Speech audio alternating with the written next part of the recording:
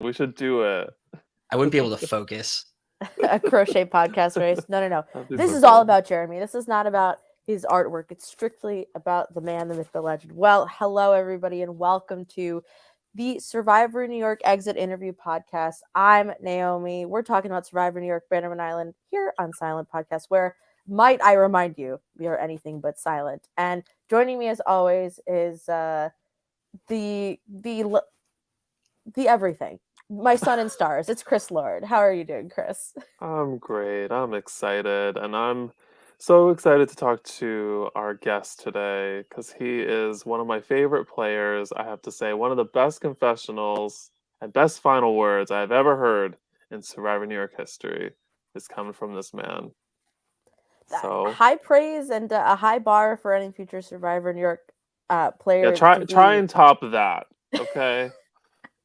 Jeremy, welcome to the pod. Thank you for having me. Glad to be here. And yeah, as I said in my final words, that I was really excited to get to have the full Survivor experience in one day. But it's not a full Survivor experience until you've done your exit interview. So here we are.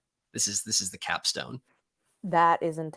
It's so true. Like until you have experienced another in like. I think Chris, did you see someone on Facebook on YouTube said that our exit interviews are too long? I saw that. It Oh, I saw them say something. I didn't know if they meant exit interviews or confessionals, but if that's the case, I really don't care because I feel like the players deserve that. That's like it's like their moment. I feel like the real show, if they can make it 10 minutes long, they probably would, but they just can't. No, I can, so why not? Exactly. Well, Jeremy, we're here to talk about everything that you want to talk about. Uh, and I know there's been a lot on your mind, but I also think that there's a lot that doesn't make it into episodes because it's not filmed. And we have a lot to cover. So thank you for being with us. And thank you, anyone who's joining us on a Last of Us night. We really appreciate it. Yeah, and you should be able to. I mean, I watched the entire Last of Us episode and then immediately walked over here. So good to go. Fantastic. I think we start at the place we always start, which is Jeremy. How did you find out about Survivor New York, and what made you want to participate? Yeah, so I've been watching Survivor since the first episode I ever watched was the Jervis boot in season 1. I would have been like 7 or 8 years old. And the first full season I watched was Australia. And I really was into it, but I was kind of a casual fan until I was in college and Rob Has a Podcast came onto the scene. Somehow it showed up on my radar. I was Googling Survivor or something, got really into that. Eventually I moved to New York in 2014, started going to the live know-it-all shows that Rob Has a Podcast does. And this is actually interesting and sort of ties into a later thing. And that at this time, I was not a patron. I didn't know anyone in the Rob Has a Podcast community. I didn't know the New York-based Survivor community led by your Jordan Kalishes and your Alex Forstenhauslers yet. But I went to these live know-it-alls, and one time they sat me just at a random spot alone because I wasn't there with any friends. And then one other person who was there alone also didn't come with anyone else and just got sat next to me. And we ended up, spending the entire episode chit-chatting, and we went to the after party and talked all the night through. And that was Annie from the Wow. Purple Tribe. So I spent like Wow. hours with her chatting and getting to, talking about Survivor, getting to know each other. And then we friended each other on Facebook and we never spoke again.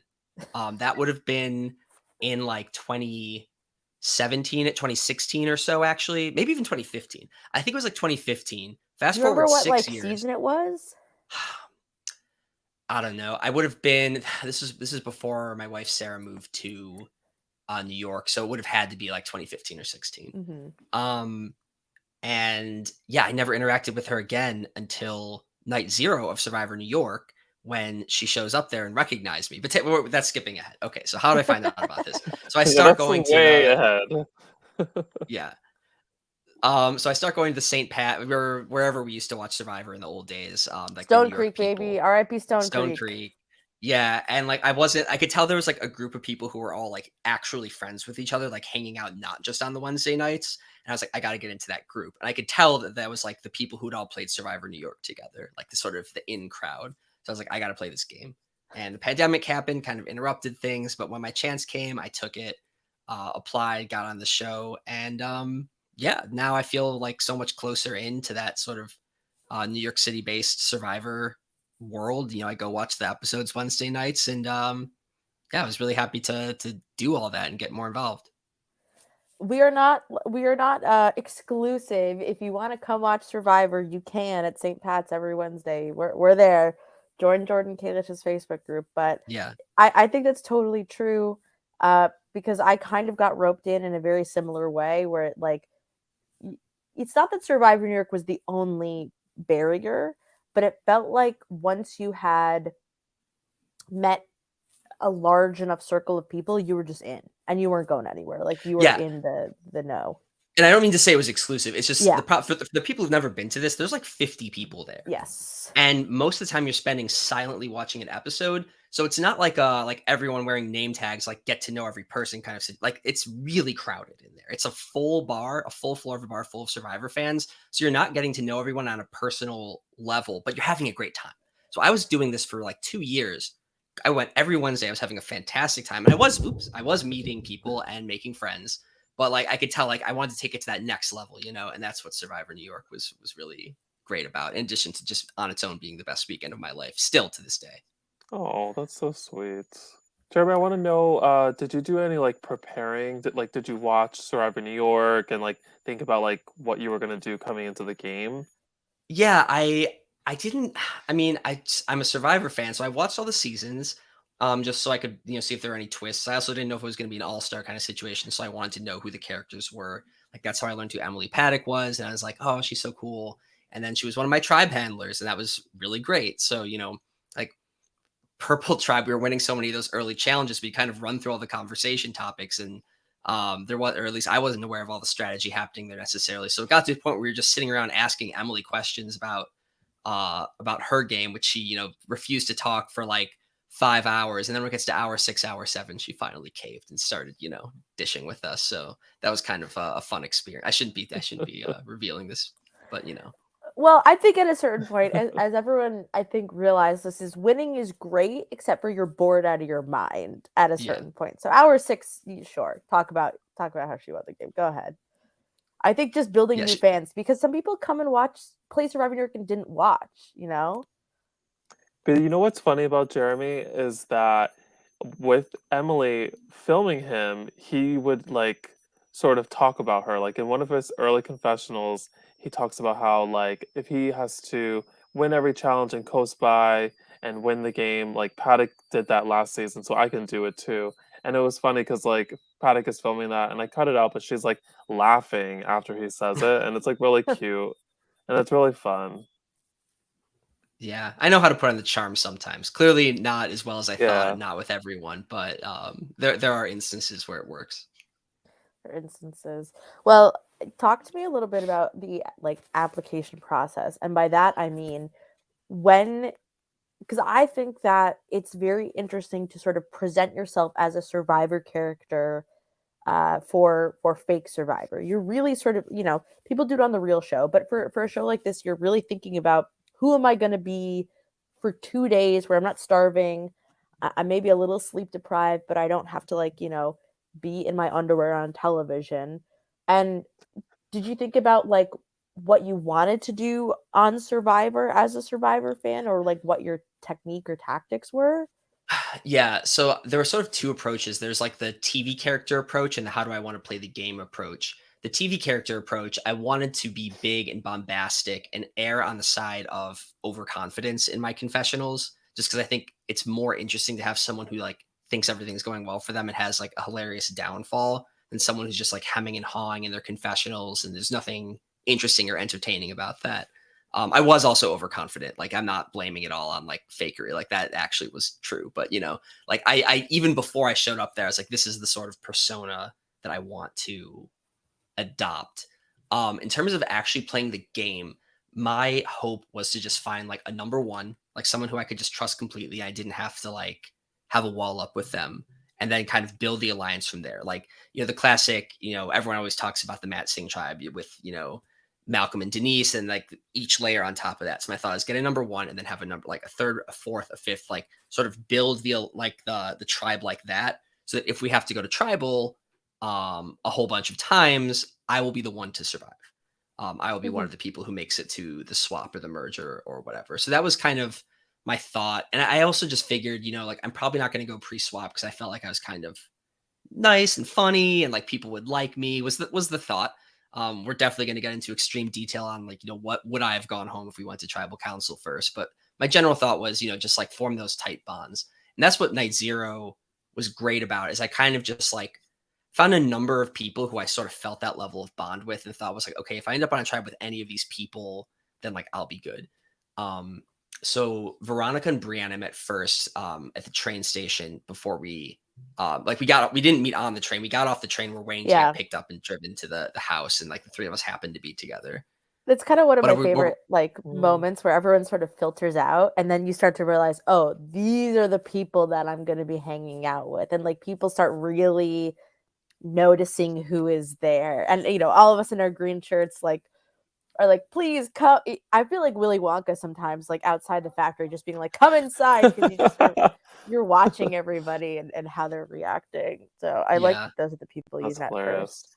yeah, and I could just tell right away. I was, like even before I met anyone else, I was like Veronica and Brianna are definitely like the people who I would hang out with the most, like be most likely to hang out with in real life if I met them outside of Survivor New York, which is borne out. Like it's been a year and a half since, and like that kind of remains true. Like there's some Yeah. of the people I see the most, especially Brienne. I was telling you guys earlier how Brienne and I do art day where because she's a paint. You would know this from the TV show, but she's like a master painter. It's Um, incredible. Yeah. and I crochet, She's so so good. we she's really good. I have like a painting of her hanging up somewhere, but I'm not going to bring it here now. Look her up on Instagram. Anyway, yeah, so she paints and I crochet, and that's like fun. So I'm not like everyone doesn't hate me in the season. I've made some friends at least, but yeah, no. So I bonded with them right away, and then on night zero, I also bonded with Kristen. Um, I bonded with Andy. I thought, yeah, I had great conversations with a lot of people. I even had a great conversation with Andrew because we were both history buffs. That's like the big tragedy is that me and Andrew never really like on the actual tribe became close. Because I think we really did. I think we had a good conversation on night zero, and I was like, oh, he's a good guy. Um, but I had the thing that I was the most not aware of is I wasn't thinking of it as like a time to strategize. I was thinking, and I think I was right to think of it as just a social time. Um, Speak of the I devil. Yeah, Kristen Kristen is here. says she can't Kristen, watch live. yeah, but She she can't watch can't live, wait and to how'd she listen. comment on this? People can't listen, but they can Yeah, they can that's fair. She always pops join. in just to say that, Yeah, and then she Kristen's She's the tells logged best. us on. like she watched. Yeah, don't worry, I'm still good with Kristen despite that final speech. We'll get there. But Oh I God. Yeah. Yeah, no, I didn't realize how much like Stan was going around and actually like making alliances with people and stuff on night zero. I'd say if there was like an all-star of night zero, it was Stan. And that was like completely, I had no idea. I had no idea how much that was affecting the dynamics on the purple tribe, the dynamics on the swap tribe, the merge tribe. I was a blind spot because I would have thought like, how would Stan know people or how would he have these bonds when I was there with him the whole time? I just like wasn't. I did not realize how hard he played that night zero to his benefit. Jeremy, on Well, the flip side of you saying who you bonded with, was there anybody that gave you like bad vibes that first night? a bad vibes. What are you fishing for? I thought, Just curious. I mean, you say you have so yeah, many good ones. I thought I was like, ooh, Ari's a little much. I like him now. He's really funny. I'm a little much too. But I remember thinking like, man, this guy's like really putting on a show. I have to look out for him if we're on the same, which didn't end up ever being relevant. I got I don't even remember interacting with Stan. I got like nothing from Stan. I was on the same tribe as him every moment of the game, and I felt like I never got any sort of emotion out of him ever in the whole Hmm. game. Like he was just a closed book to me from the jump. Um, I don't know. I Um, I find it so interesting to hear like your perceptions of Night Zero because I think I'm on the side that you are coming from, which is like it's Night Zero. We got to keep it chill. You can't be forming alliances. You can't, like it's you want to establish very close bonds, like I think what happened on the Blue Tribe, but you don't want to overboard it. And meanwhile, you have Stan, who's like, we have this Dragonflies alliance, and it has like people are like, yeah, sure, I'm in. I was shocked at how fast that picked up steam, but also simultaneously didn't pick up steam. And I'm more, I guess, in your camp, Jeremy, of like, let's chill. It's night zero. Did you expect to be divided into tribes that night?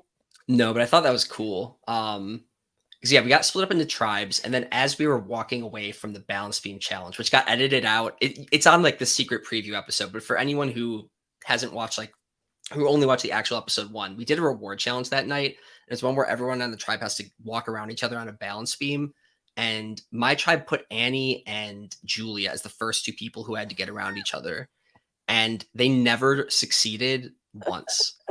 Like the other tribes were like, competing with each other to like get all 5 or 6 people out. Annie and Julia never once successfully had the one get past the other. And we were like, oh, so we're the tribe who's going to go to tribal council every time. Great.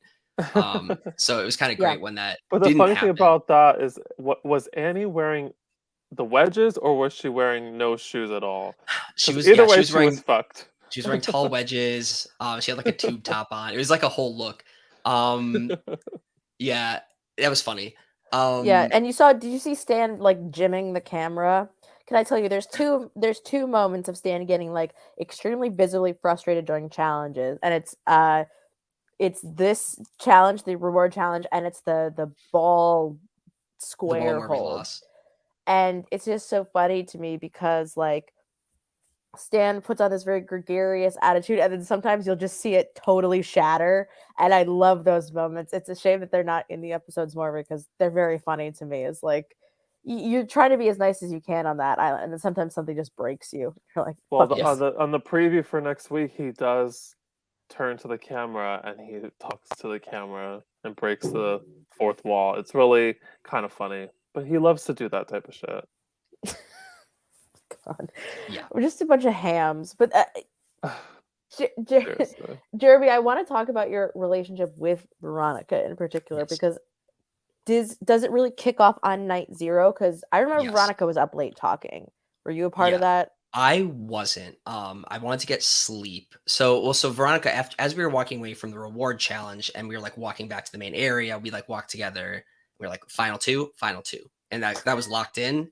Well, how And did you decide that? How did you decide? because we'd like already hit it off before we Okay. knew we were on the same tribe. So like if I had been on a starting tribe with like Brienne or Kristen, I probably would have said like the same thing. Unless like I was on tribe with more, I don't know, then I would have had to pick. But either way, the point was like out of everyone on that, so it was Veronica, it was Annie who I'd met before. Again, we weren't like friends, like we like this was literally 4 years ago. We'd hung out for one night and we'd never spoken again. What I didn't realize was there were other people in the game who like actually knew each other, but everyone was really good about not revealing that information. I was like an open book about the fact that I met Annie because I generally thought like I want to be honest with my tribe, which was probably a bad move for various reasons. But it also was like we barely know each other, so this isn't like we're some secret alliance or anything. But yeah, so I went in and it was a 6-person tribe. There's one person who I really thought had my back. There's another person who I'd hung out with before. And I was like, okay, so at least I'm not going to be the first boot because like, they're not going to be able to get 4 votes on me probably.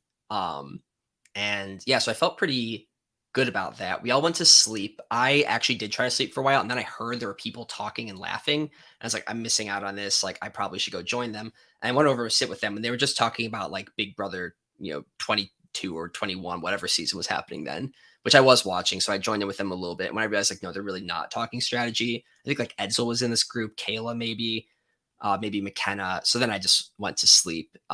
If Veronica was somewhere else, I don't know. But yeah, we slept in the tent, which was fun because I didn't make it to like I didn't make it to the first real night. So it was nice to be able to say that like when I played Survivor, I got to sleep in a tent outside. And then pretty early, I was talking to Veronica and she tells me that she also made an alliance with Stan. And so we are going to be a 3. And one thing I like, so I haven't really explained what I like about Veronica. I like that she's so confident and she speaks her mind and she's not, like it's an equal partnership with her. We're both going to speak our mind to the other person. We're not going to be afraid to do it. And that was the sort of person I'm looking for, like a confident person who I could bounce ideas off of and who isn't always going to have the same ideas as me, but it's not going to be like if we have different ideas, like we have to break apart or something, it's just like we're having a dialogue. But when she comes and says like it's with Stan, I'm like my thought is like, okay, sure, like yeah, like I don't know him, I don't get good reads off of him that well, but like you're my number one ally. If you say that's the three, I'm happy to be in a three. And then it became clear pretty quickly that Stan was with Julia. So we sort of had a conversation. And Stan even mentioned this, how he mentioned he had like multiple different options. And how Veronica and I thought the four was me, Stan, Julia, and Veronica. So at that point, I was like, okay, this is the four I'm in. Um, Annie's not in it, which is fine. But that's sort of like maybe a secret person I have who's hopefully not ever going to turn on me. But it was pretty clear. It felt clear to me. And I guess we can sort of discuss this, but it felt clear to me that if we went to tribal early on, that Annie was the name. And I would have maybe put in like a token effort to like say, like what if we did Andrew or something? Just because like I felt like I had a secret bond with Annie, but I wasn't going to die on that hill. I didn't want to Yeah. make any enemies over that. And I think that was why I never hit it off with Andrew, perhaps, is that I was sort of made to believe that I was in this alliance of four with Stan and Julia. So there were only two people outside of that alliance.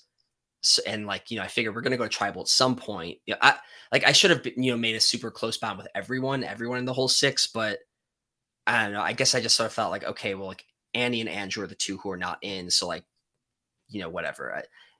But it's not even like I didn't talk to him as much, because when we did sit around for hours at a time, we all talked through our personal lives in an extreme level of detail. So like I heard all about his life, he heard all about my life. It's more that I never went and like made a fake alliance with him or anything like that. Which I don't know Mhm. if it would have been useful for me to. I don't know if he would have cared. But yeah, that's not something I even tried to do.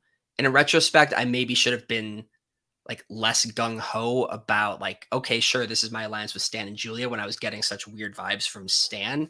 But I was getting good vibes from Julia was the issue. And this is like, you watch the episodes, it's like, oh, Jeremy's so out of touch. Everyone's saying mean things about him. And like, he thinks he's like running the show. Um, as far as I see it, the only thing I was wrong about, because I wasn't wrong about my relationship with Stan. I could tell he wasn't into me. And I wasn't wrong about my relationship with Andrew. I could tell there wasn't really anything there. If I was wrong about anything, it's just I thought me and Julia were actually like very good. And so it kind of was weird and like not great to see her sort of like, saying like, oh, Jeremy's like annoying. Jeremy's talking too much about the game. She never called me annoying. But yeah, that kind of was like, ooh, like I read that wrong. Like I really, because the reason I was confident is like, I was like, okay, Veronica isn't coming for me. Annie isn't coming for me. And the viewers of the TV show, and I'm sort of getting ahead here, but like the people on TV show might think, oh, Jeremy and Veronica are off on their own. Everyone else is scheming against them. Like Jeremy's like doesn't know what's going on. But then in the episode where we got rid of Andrew, suddenly Annie gives a confessional saying Jeremy's my number one. Which like I know some people watching are like, what? That's like she just had never said that before. She just had never said that in a Well, confessional. I But I could also think feel that that, that was true. yeah, you guys weren't really like going off on your own in a crazy way. Like nobody, you don't need to go find firewood. You don't need to do this or that. You maybe go to the bathrooms or you go grab something from like the cooler, but for the most part, you're not like going to look in the woods for an idol, right? And I have my sort of theory, Jeremy, especially in regards to like what Julia says in the early confessionals, is I think it has a lot to do with the idol.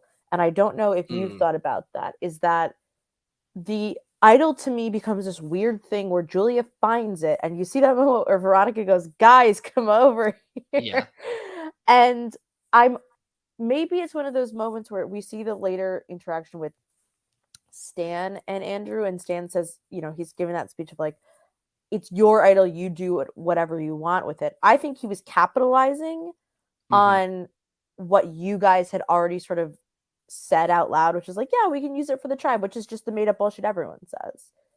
Yeah. No, I didn't handle that well. Yeah.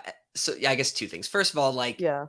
I knew it was her idol, but like in every season of Survivor, that's like what you say, like, oh, it's the tribe idol. Like, everyone pretends. It's not like I was like, wow, Jeremy thinks it's a tribe idol, but like he's a fool. Like, it's not a tribe idol, it's mine. It's like, no, of course it's your idol. Like, this is what you say. Like, I Yeah. don't know. But I was a little too assertive about like, oh, it's a tribe idol. Let's talk. Let's strategize together as a tribe. So the other problem, and this is like my big downfall of the entire season. It's like this the thing that I think back on as like, oh, this is like the way I approached the whole game wrong, which is that I came into the game and I was so excited to play Survivor and I was so excited about my purple tribe. And I was like, this is it, like purple to the end. I'm like super pro purple. And that was like very dumb. Like there was no reason. I think it was just because it was like the first time I've played one of these games and I was just like really feeling like excitement. We were winning a bunch of challenges together. So I wanted to go purple to the end.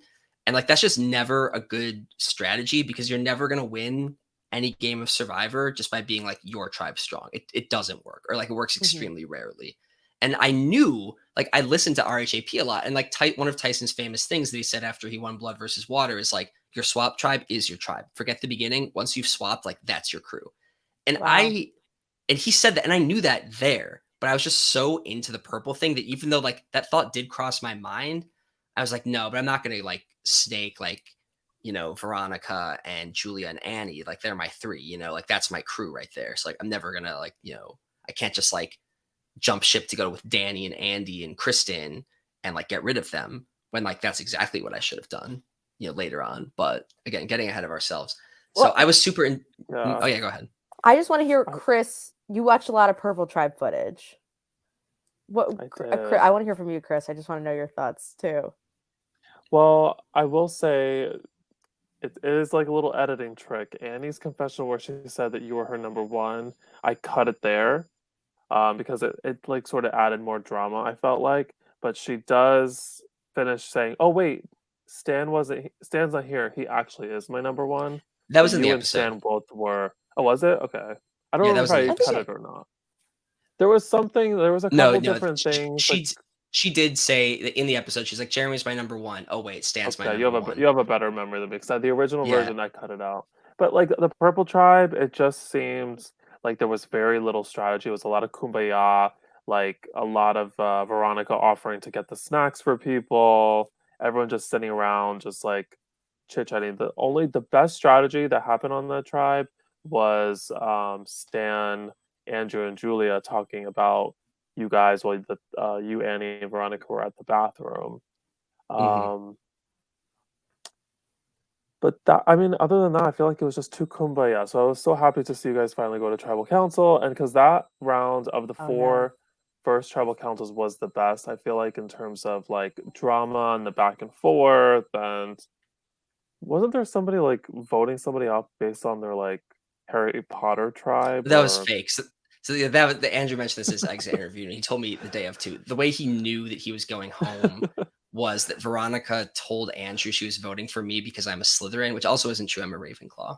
Yeah, oh, respectfully. no, Yeah, you're like a hybrid, I feel like, of between the maybe. No, two. you're too, to me, you're too smart. I'm a Slytherin. I'm dumb and I'm mean. You know what I've I I've mean? Like that's gotten I've gotten both in tests before, but I more often get Ravenclaw, and Pottermore gave me Ravenclaw. Jeremy, I want to ask Look, I don't want to though. be a millennial talking about Harry Potter. yeah. Listen, I didn't bring I'm it Wait, up. order of I trans need to rights is know what this I other am. part. Okay, you talk kind of like not bad about Stan, but just you didn't really vibe with him. But then you get chosen to be the leader, and then you choose Stan. Because So did you Veronica had think it was already, a challenge, at this or point, Veronica had told me that oh, we're with Stan, we're a trio, and I didn't want to name Veronica and just like broadcast the world like, oh, Veronica's my number Mhm. one. I mean, it was extremely obvious apparently, but I was like, okay, Stan's also like in the trio, so I'll pick Stan. I had like barely even spoken to the guy at that point. Um, but yeah, no. So because I was gung ho about purple, and this is also the whole thing about me like nonstop talking about like, oh, maybe we should do this later in the game. Like, what are we gonna do with the swap? We have too many people. Because I was kind of like, yeah, we're all friends, we're a team. Like, let's talk about the game. We're all Survivor super fans because like we all, we wouldn't have applied for a game called Survivor New York if we weren't super fans. So like, let's all talk about what's gonna come next. I didn't realize how much of a turnoff that was and how shady it made me look. But like my thought process was like, oh, we're good. There's no reason for us to run off to the side and start scheming against each other, you know, before we have to, especially because I already felt like I was in the majority. So I wasn't going and like having conversations with Veronica where we like schemed about who we'd vote out. I wasn't, doing confessionals, saying mean things about anyone. Like Stan and Julia and Andrew they were giving confessionals being negative and they were like going off and scheming to get rid of me. So it's kind of we I guess like because mine was out more in the open, it's like, ooh, Jeremy's the schemy one. But like, I don't know. I felt like I sort of wasn't trying to hide anything from anyone. I was just trying to like, like stick with the team, which again was like not the right way to play Survivor. Um, I don't but know if yeah, you saw like, because I think I either said this on like a comment on the recap or whatever, but I thought that what my observation was that you guys were hypothesizing a lot, and I don't think it's scheming in the sense of like I want to backstab this person or I'm going to vote this, or I'm going to lie to this person. Like you just said, you didn't make any BS alliance with Andrew just to turn on him, but I found that you guys were always thinking about what was next, and watching other people watch you was kind of like, oh, they see how far ahead your wheels are turning, how many votes down the line you're thinking. And I almost got the sense, and eventually we'll talk to other people who are on the Purple Tribe, uh, that they just sort of saw it as like, am I included in that or not? I don't know for sure. That is yeah, my view of watching these episodes. yeah, that's fair. And no, and it was like that was a problem.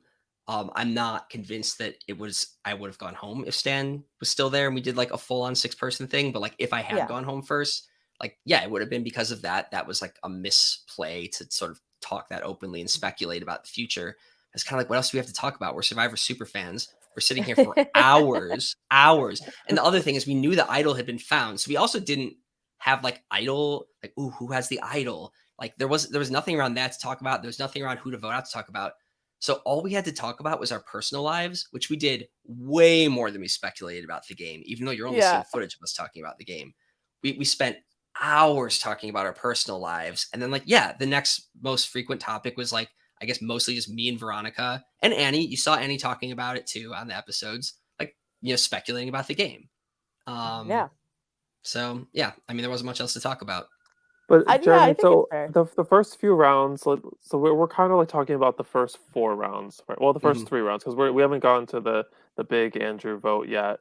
Was there anything in the first 3 episodes, just from like the Kumbaya stage, that like surprised you seeing it that you didn't like remember? It was how much Julia just like wasn't with me. Because it's interesting every time Julia and I went to 2 tribal councils together and we voted together both times. The second time, opposite of Stan, she knew Stan wasn't with us and she was with me anyway. So like when I played the game, I was like, oh, Julia was with me. Like we always voted together. Like she stuck with me even when like other people were abandoning me. Like we were good. And then it also this was not part of the game, but once we were both voted out, we realized I think we might have realized we both went to the same college while we were out there and we didn't talk about it much. But it turns out we were in the same like nerdy literary society. Um, like this like super nerdy, like not like a frat, but like a kind of like, we would hang out in the library and like wear stupid wigs and stuff like that. And she was in it like 2 years after I graduated. So we had a ton of mutual friends. And if we had found that out on the island, then I would have been like, which is like, unfair because like it's an outside thing that has nothing to do with the game. But I would have been like, forget Veronica. Like I can't vote you out. Like you're a Philo, like we're to the end. It's like if you found like a frat brother or something on the island. I love that you Um, guys talked for so long and yet this doesn't come up. Yeah, right.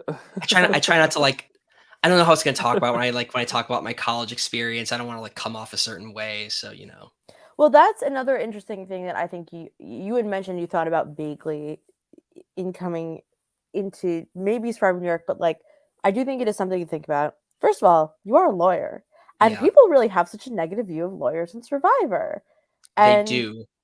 did you just in general think about, because I think that everybody who plays Survivor, there are people who hold things about themselves back and there are people who hold absolutely nothing back. And I always got the impression that you held things back just to keep, your profile lower. I didn't volunteer the fact. I didn't like be like, hey everyone, I'm a lawyer. Because my thought was also, and this is like a thought I'd had from watching previous seasons of Big Brother, and this is before any lawyers had ever played Big Brother, and of course the first one whoever did won the game. But I thought like I think I will get a lot further by being totally honest with people because my goal was also to make friends with these people because I figured a lot of them live in New York City. So I want to be like I want to like be the charming person I can be. I want to make genuine friends out here, and then they're not going to want to vote me out. And we're going to bond better if I'm not giving them like a fake story. In future live reality games I've played, I have kept back the fact that I'm a lawyer, but I think I did tell some people when they like outright asked me about it. Andy lied about being a lawyer and said he was a paralegal, which I think was a good lie. Because it was I should have done something like that. Um, it's annoying though how Stan gives that confession where he's on the Blue Tribe. He's like, I found out that Jeremy was lying about, he said he was in the Democratic Party, but he's actually a lawyer, so he's lying to me the whole time. It's like, Stan, what do you think everyone in the Democratic Party does for a living? That wasn't a lie. I can do both things. It's like literally everyone in politics is a lawyer. Did you Yeah, see I didn't there's get a that YouTube either. comment? There's a YouTube comment that says like, so Democrats can't be lawyers can't be Democrats or something like that. It made me laugh a lot. Oh, in the actual episode, yeah. Yeah, someone on YouTube left that comment. Yeah, just curious, Jeremy, what kind of law do you practice? I do trademark and copyright. And yeah, I think cool. At the time I did as well. That's cool. Yeah, it's litigation. So I go to court and stuff. I mean, these days it's mostly virtual unless it's like a super serious like trial type situation. But once upon a time I used to like when we eventually get sued by Survivor, Jeremy's gonna be there to help us. He'll be on the front lines. Right. No, for real. Like actually I'm the person you should talk to when that happens. Yeah, listen. It's not gonna happen, right, Jeremy? I'm safe, right? They are 100% aware of all these games and they let them slide because it's like, we are like the target audience for Survivor and we sort of boost excitement. I'm like, if they would be it would be like malpractice if CBS's lawyers were not aware of us. They are clearly aware of us and they're cool with it. Yeah, I think, the funniest thing would be like, I remember being like a theater kid and being like, oh no, we can't like play copyrighted music and charge tickets. Like they'll come for us. And really now it's like, girl, who cares? But this is so funny because like, I don't know how much of a profit Chris is making off of this. I don't know how Zeros. much. CBS, Chris is making. No one's making any money. Off of Survivor. No one's making money. CBS. I'm actually going in the negative every time. Yeah, I think I am too. Technically, I'm paying $10 a month for Google Drive storage, so I'm also in the negative. So yeah. Oh, and while I'm here, because like I'm never gonna have this platform again to like people who are Survivor fans. Survival challenge and all this shit. They're like, oh, if we call it Survivor, it's infringement. Surviving, so we'll call it like survival challenge or like surviving this thing. That's not gonna save you. Well, I actually do have a funny story. It's not really related to Survivor New York, but just in that context. Jaira from Survivor BC originally was called Survivor Canada, and he was reached out by CBS, and one of the lawyers had a Zoom conference and told him that he had to change the name to Survivor BC or BC Canada or whatever. Because Survivor Canada had just been trademarked because they're going to eventually release their own version of Survivor Canada. That one was directly the name Survivor Canada, not just Survivor. So that's why there was an instance where lawyers got involved with one live reality game. And he showed me the footage and I was like, this is so crazy. That is so interesting. I'm glad you told me that. And it's proof that the lawyers know about you all. So yeah, you got to talk to McKenna too. McKenna had something, but separately. Yeah, she told me about that. Yeah, that always cracks me up because like when you're like directly copying a logo and like I'm using the same font, like there's no hiding what we're doing here, everybody. But it is fun. Although I truly hate copyright flags on Instagram. That's the death of me. I have to change the music of the title sequence because it gets flagged and taken off Instagram so quick. And yet there's a million other songs. Whatever. I'm not gonna back to the game. I'm gonna get too upset. Let's talk about the 4th episode because I feel like that's such a big purple tribe moment. I mean, from the challenge, I love that challenge. The frustration you guys had. You guys clearly could have easily won that challenge. Something happened with that damn ball. I also think you were laughing a little bit, Jeremy. Correct me if I'm wrong. I thought you were. I mean, eventually it became absurd. So it was Andrew's fault. And Stan, like you might have seen a little in the episode, but I kind of think it was mostly like not shown in the episode how mad Stan was, and that's why like when Stan left, I made a comment to like some other people. I think I said in the confessional too. I was like, I think Stan would want us to get rid of Andrew because again, I did not know about this other alliance. As far as I knew, Stan was in a 4 with me and Annie was like the main target to go. But I was like, I don't know, like Andrew's the other person who's not in the 4 and Stan was like yelling at him. Like I'm told people were like feeling uncomfortable about it. in the Yeah, crew. I didn't love the vibe. Didn't love the vibe of that challenge by the end of it. Yeah, so I was like, I think Stan would want us to get rid of Andrew, and like that was when I was having the conversation with Veronica and Julia. That was like part of my reasoning, and I wasn't like saying that just to like tee hee hee. I want to get rid of Andrew, so I'm going to like pretend that Stan's interested. I was like, no, I bet Stan wants this to happen because he was like real mad, and then he walked away and didn't talk to us anymore, and I had no basis to think otherwise. Um, which again is not the main reason I got rid of Andrew, but I sincerely thought like, oh yeah, Stan like wants him gone.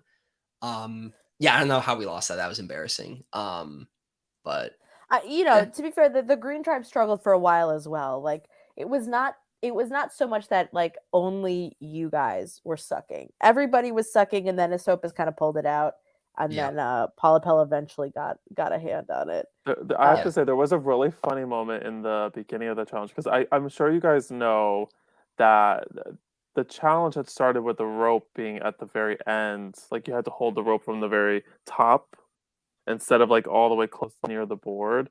And it Mhm. went about like maybe 5 or 6 minutes, and nobody was getting even close. It was So brutal. then we changed it up, and I remember you yelling, Jeremy, I don't think anybody dream team this challenge, right, Chris? And I was like laughing because truthfully, it was only me and one other person who dream teamed it. And with two people, it is doable. But I never calculated, oh, wow, four people doing this?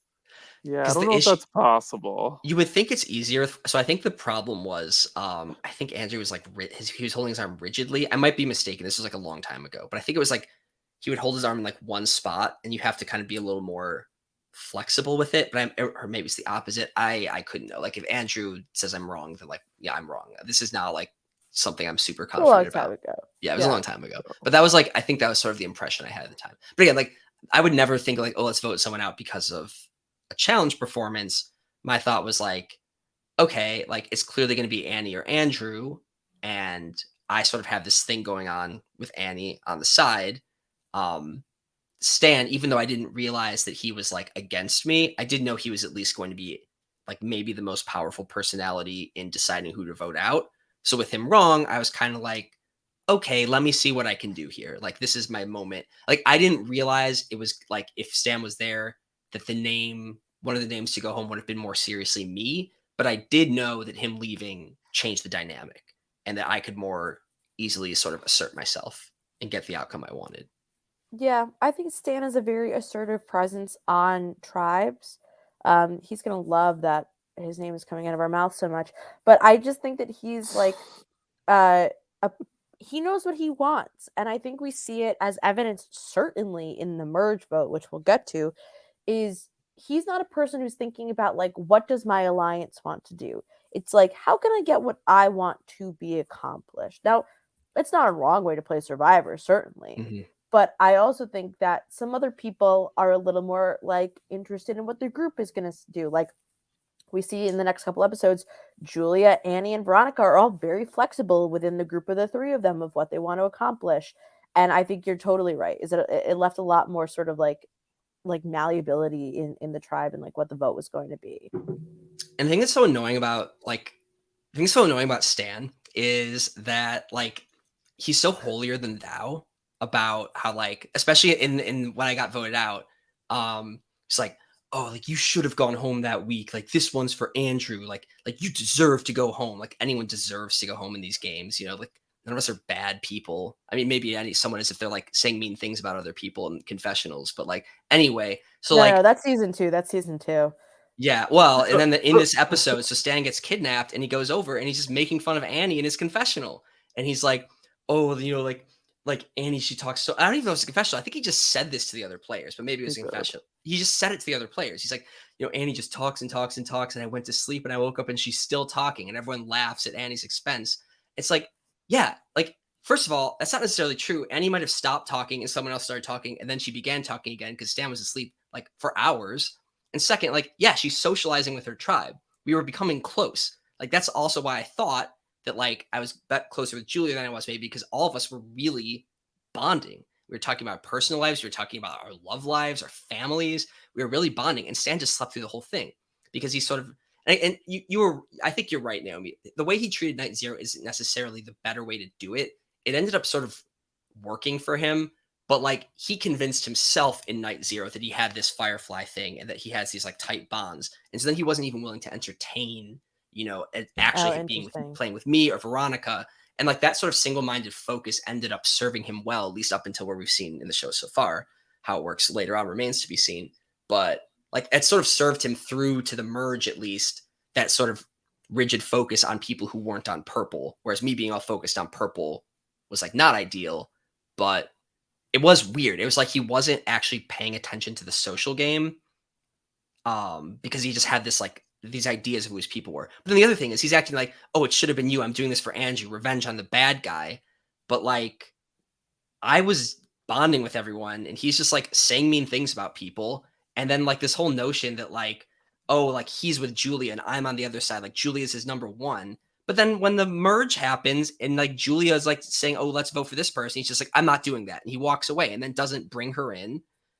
It's like I actually was trying to like work with Julia. I did get frustrated at her at the end because she didn't play the idol. We'll get there. But like I was trying to work with Julia. I thought we were close. I thought we were actually creating a real friendship. And that was like all of my alliances. Like I don't want to just make alliances. I want to make friendships. And then people who want to work with me because we're friends. And either way, even if it doesn't work out, we'll still be friends, like net good. It wasn't transactional for me. I don't know. So it's annoying to be like, not that like everyone watching TV is like buying his framing, but like it's annoying to be framed as like, oh, Jeremy's the bad guy, like we're taking down the villain at the merge. It's like, no, I actually like, never said a mean thing about anyone. I was like trying to be nice to everyone out there. So, whatever.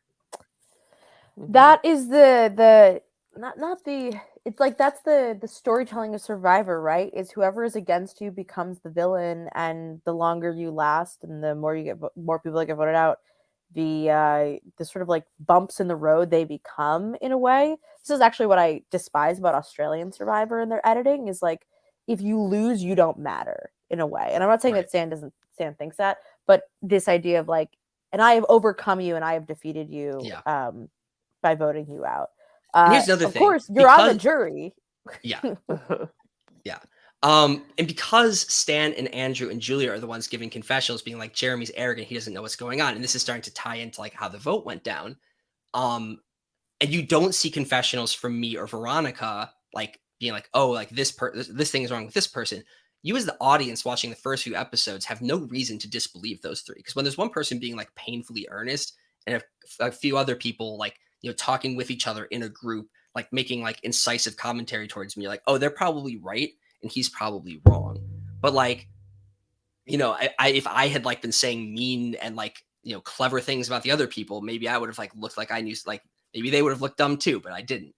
But the thing is, like for all of their like everyone watching like in the actual, in the exit interview, or not the exit interview, in the recap episode about the episode, everyone's like, oh man, yeah, if Stan was there, Jeremy would have gone home. I think Stan had that opinion too. But it's kind of like, in terms of people who like misunderstand the dynamics of the tribe, yes, I was wrong about Julia and the closeness of our relationship, but those three completely took Annie for granted. Like that is a fact. Like those three go off. Annie's not there. They're making these strategies about what's going to happen next, which they're not including her in.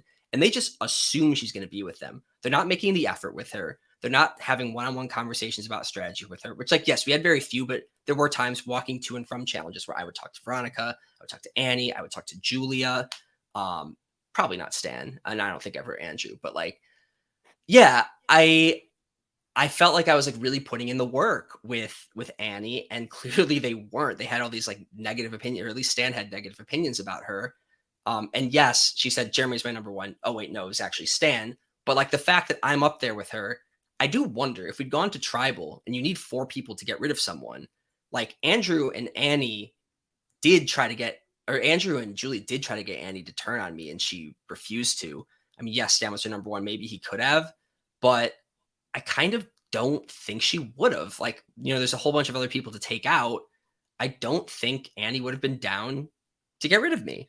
And then they don't have a 4. And then, what's the conversation there? Like I don't think you get Andrew out necessarily, because I don't think you could get Stan and Julie to turn on Andrew.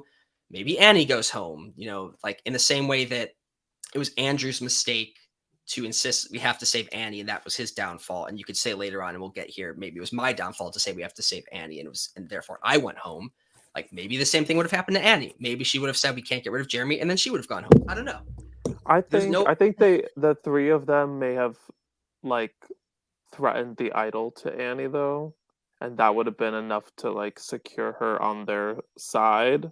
But otherwise, if there was no idol involved, I do think she would have stayed with you based off of like all the conversations during that vote out of Andrew because she never wavered from like your side Thank in you. that Yeah, and vote. that's the thing. And like it on the episode after where everyone's the recap, everyone's like assuming that if Stan was there, I would have gone home. It's like, yes, maybe I would have gone home. Maybe it's even more than 50% chance. But I don't know that it is. Like it's not clear. To this day, Well, Stan probably thinks that's the case. But like they Yeah. really didn't take Annie seriously, and I did. And you need four. So I don't know. I'm not 100% sure I would have gone home. well, I also think that in Survivor, like nothing is absolute until it's like done.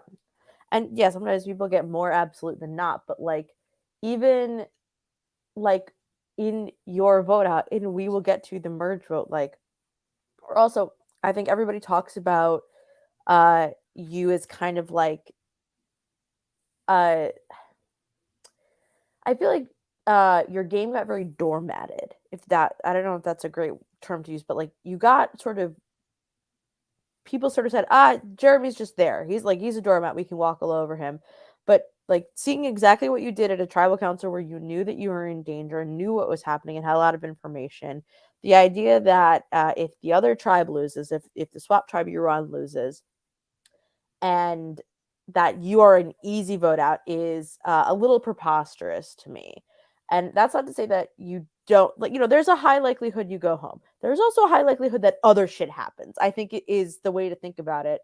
And I don't love the absolutes of Survivor, Yeah. or also like this would have happened if this, if that. Yeah. Yes, 100%. And that's the other thing. Everyone's like, oh man, Jeremy should have gone home. But because Stan got stolen away, that's another reason he's saved. Okay, fine. Even in the world where that's true, like you could also say, okay, if Stan wasn't on my starting tribe, if Sharif was there instead of Stan, then I probably wouldn't have gone home either. If I was on green, if I gotten switched with Ari or something, like there's so many like millions of universes where I don't go home. And like the universe that we live in, the real universe, I also didn't go home. So like to sort of pick out this one hypothetical, I don't know. I feel like people are too much like Jeremy would have gone home if they went to tribal. Maybe, but like I'm not so sure. But People in watching so much yeah. everything everywhere all at I once. want to get Too many into the timelines. swap really quick. Yeah. So Oh, I we should kind of say got about the into Andrew. I should say about the Andrew vote just because we never talked about how that went down. So yeah, that one I very okay. much it was just like me and this conversation got shown, but it sort of got shown later, which I think was good editing. Like it was good that you sort of focused on like, okay, Jeremy's the vote, and then it kind of switched late, which I think was like good TV. But it was very much like me, Veronica, and Julia sort of went off, and the three of us had the conversation where we were like, okay, who do we get rid of the other two? We landed on Andrew. And what it felt like to me in person, and even watching the episode, I still think it's true, is that from that moment on, it was Andrew. And like everyone was, and like I know Julia was taking seriously the idea of getting rid of me, but like from that point on, it was pretty locked in. Because then Annie got on board and like it just wasn't going to move. No, I So agree anyway, with that was you. that. Was that. You're 100% correct. It was basically after that, like you guys secured it. It was just basically everyone's lying to Andrew, back and forth lying to Andrew, and like Julia was like hoping somebody maybe would switch the vote, but it just never happened. After that conversation the three of you had. Yeah. But getting into the swap, Mhm. so you see your new swap tribe. You're now I've never known all this information about like your relationship with Stan and the girls. So you see this swap tribe and Stan is there, your only former tribe mate, and he just was over on the other tribe for the whole like tribal council portion. What is your reaction to just like now being on this new tribe with a bunch of strangers and then one person that you're not like 100% like keen with?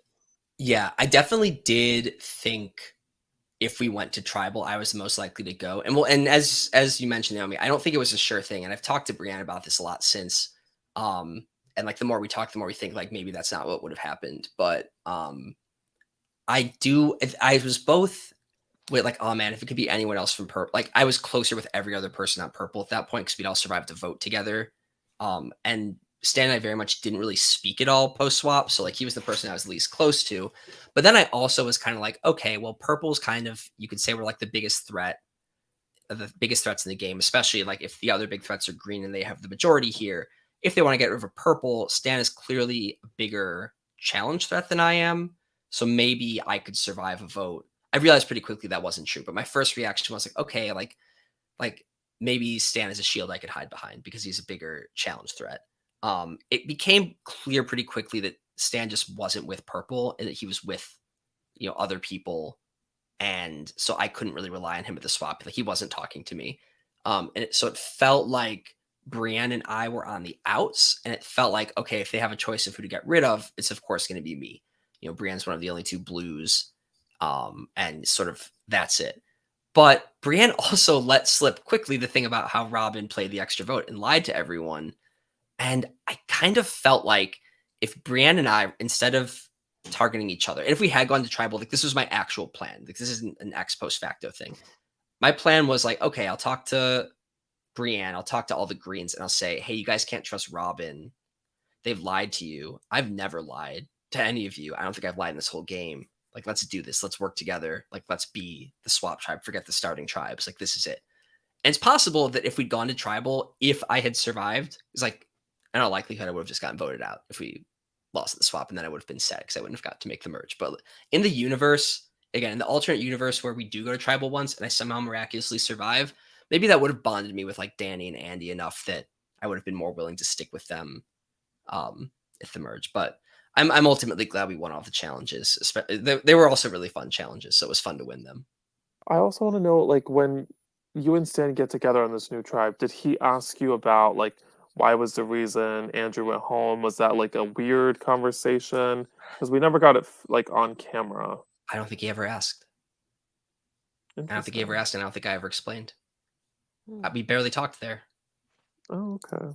That's Um, it's very Something strange I of wanted Stan. to talk about because I think this is extremely important for the episode at hand is your relationship with Kristen on the Swap Tribe Mhm. because I thought that uh, what was pretty clear to me, and I think this also factors into the world of what happens if you guys lose the challenge.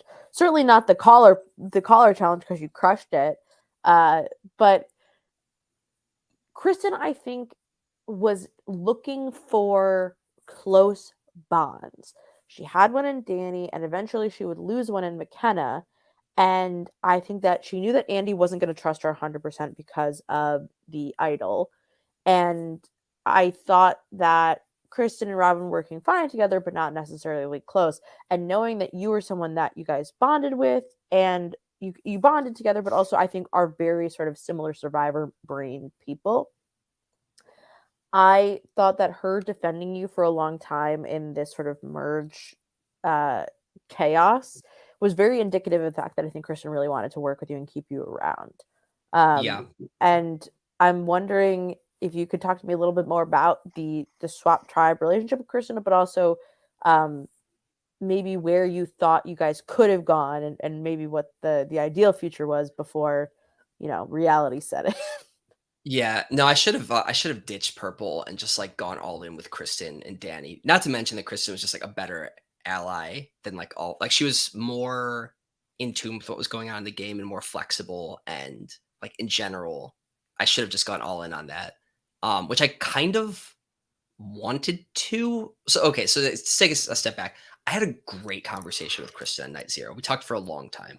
Probably the person who I had like the best conversation with was Kristen. And if I could have chosen anyone in the whole game of who I wanted to be on a starting tribe with, it was her.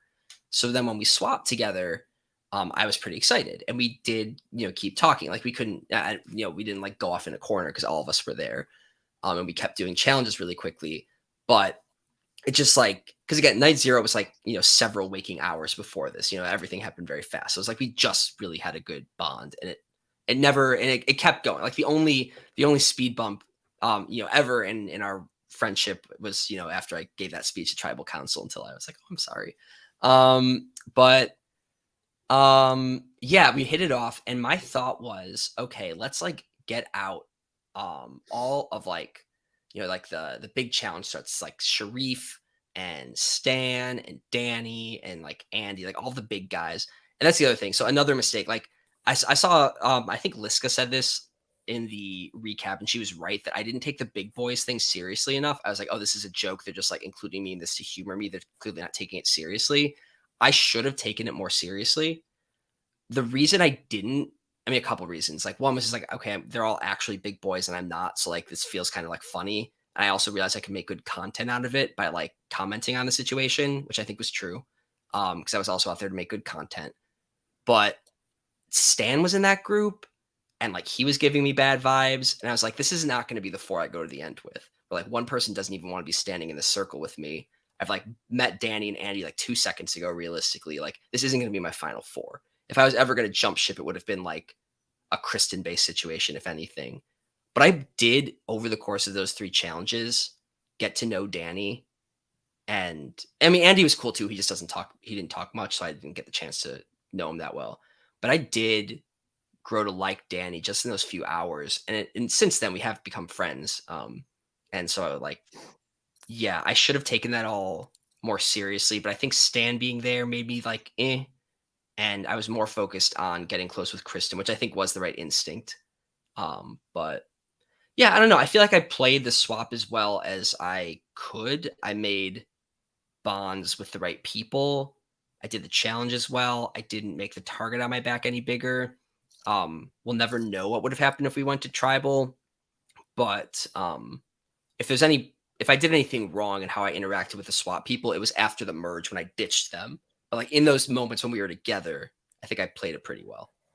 Well, I, w- go ahead, Chris. I was just gonna say I just want to talk about my favorite Jeremy moment is you calling in the challenge And the with the confessional blindfolds, after. and then the confessional after. I don't get to see the confessionals till like way later when I'm editing, so it's like early 2022. I'm like putting this together, and it's seeing like your confessional talking about that. You've been wanting to like do something like that since watching Australian Outback. I was like, that's like why I do these things. That was like really cool, like really special. So I was like, definitely have to put this in the episode. So can you talk about that just for a brief moment? Yeah, that was probably like the best moment of my life. Like that was really like I'm tearing up almost. Yeah, I've wanted to do that challenge for like 20 years and I did it. And I didn't just like barely win. Like we got like all 6 of our pieces before Veronica had gotten 3. Sorry, Veronica. But Sorry, um, Veronica. yeah, no, she tried her best. It's hard. I've actually done in allergies I've played since then. I'm like, oh, I'm so good at calling. I did so well that first time, so I'm gonna always be the caller. And then I have had a couple losses since then. It's sort of like burst the bubble a little bit. Although sometimes you just get someone on your tribe who like won't take direction. It's like, what are you gonna do? So maybe Veronica was True. dealing with that, like someone who just like wasn't listening to her. That poor tribe. Yeah. That probably is what it is because like Veronica's loud and smart. What was But chaos? I mean, you had Danny shouting, Edsel shout. There's my favorite moment of that episode is Edsel goes like, "Are you talking to me?" And she goes like, "No, no, I'm not." And like she's yeah, trying to sound very polite No, Danny while she's was the funniest. yeah, Danny running around. Edsel no, kind of it I was was a glad laugh. that he kept reminding me to because he was like the best one at it. No, that Yeah, was really awesome. Like, and then we had to unfortunately do a puzzle right afterwards, which was a lot harder. But and those pieces are heavy. Like you might be able to kind of tell from watching on TV, but like you can't like those are heavy blocks. yeah. But yeah, no, the blindfold challenge was like the best. That made the whole day worth it. And it was pretty awesome. So something I Yeah. wanted to jump over to is something. So you just mentioned earlier a little bit that like you should have just bailed on purple. And while I think that that's like one idea to pursue or something maybe you could have done, I feel like the problem was not necessarily like your purple allies. It was the fact that like almost none of you had any traction. I think everybody was really thrown off their game when you got to the merge because Veronica, Annie, and Julia just came from a position where they had all of the power. At no point was their power questioned, right? Sharif Hmm. and Edsel just said, "All right, you can tell us. Maybe we'll try something," but they went gentle into that cold night. You know what I mean? Like they had the full power. And you, on the other hand, had no reason to doubt Stan up until that point, and knew that you had 3 solid allies that you were about to link up with. And I also kind of thought that Sharif was going to get voted out of the game. So I think it was really like everybody kind of got rocked for a second of like, oh shit, like the 3 weren't in charge, and Yeah. Sharif didn't go, and Stan wasn't suddenly giving you really the time of day. And I think it really kind of like the dominoes started to fall. Yeah. Yeah, and just so taking a step back, there was the vote I cast on Sharif. Danny won. So Danny was standing at the front, and we won the slingshot challenge. And Chris said, "Okay, Bannerman Island, pick someone to step forward." And Danny just like put his hand on my back to have me step forward. So I did. Like I would not. I did I choose. wanted to Oh, talk about that. It's so yeah, funny. Like if you guys please watch back if you don't if you're like listening to this, like the whole group just is like silent and everyone's standing forward. Nobody's talking, making any decision. I didn't even realize this until like a couple weeks ago when putting it out. And just Danny pushes Jeremy forward to do it. And like which ended up nobody being reacts.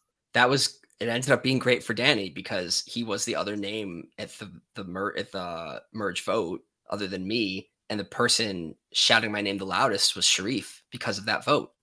And Sharif and I have talked a lot about this, and like he still maintains like that. He said it on TV, he said it in person, he says it today that like that was it.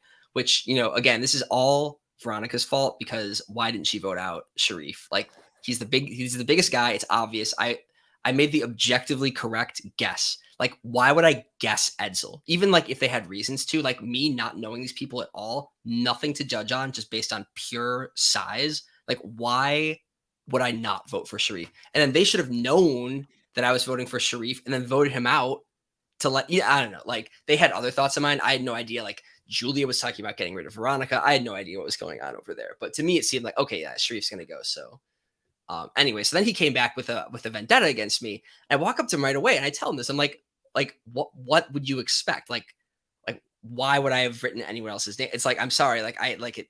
This doesn't mean I don't want to work with you. I do want to work with you. Like that was just like I had to guess who they were going to vote for. It wasn't me saying who do I want to go home. I was guessing who they were already voting for so that I could put my vote on the right person. And like I made the right guess. But no, then he was really gunning for me. And yeah, yeah, I'm sure one of you has I a just want to question or take a something. step. I just want to take a little step back. So in the calling challenge, you guys win. I give you guys the Bannerman Island clue, and I tell you guys there's an idol nullifier at the next challenge. So it seemed like you guys just let Danny go up there and just take it. Is that what Yes. happened? Did he? Okay, can you talk Yeah, we just about let him take like it. why? So he offered, I want to take it, and you guys were just like cool about it.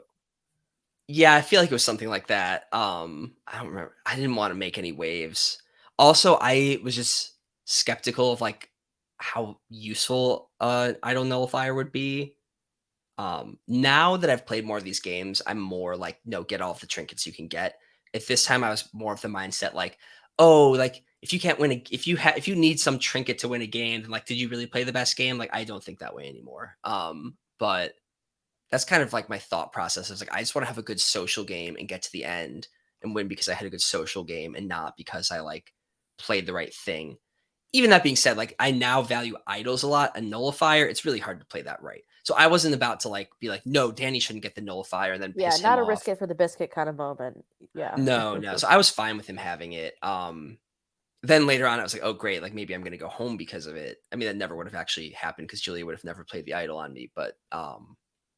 But yeah, no, it just I don't know. It didn't seem worth fighting. Yeah.